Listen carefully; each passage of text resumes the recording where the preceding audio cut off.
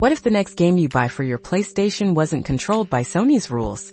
A new lawsuit could shake up the PlayStation ecosystem as we know it, and it all boils down to something they're calling the Sony Tax. I know lawsuits aren't the most exciting topic, but stick with me because this one has the potential to seriously impact your wallet.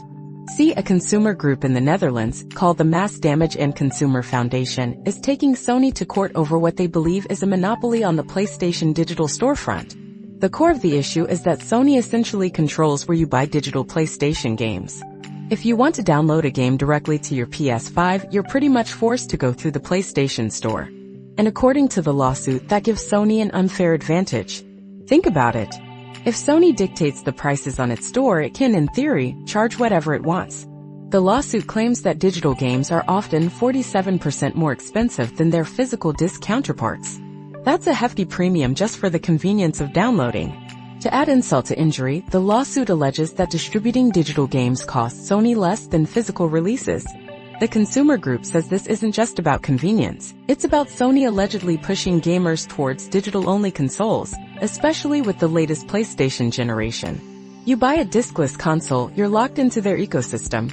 And since Sony controls around 80% of its marketplace, they aren't too worried about competitors undercutting prices, so the lawsuit argues.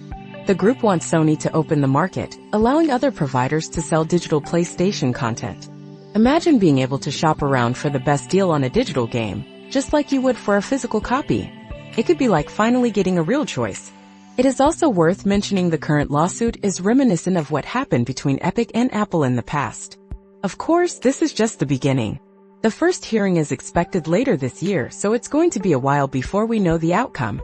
But if the lawsuit succeeds, it could mean lower prices, more competition, and ultimately more power for us, the players. So, is this the start of a fairer marketplace for PlayStation gamers? Will we finally see an end to the Sony tax?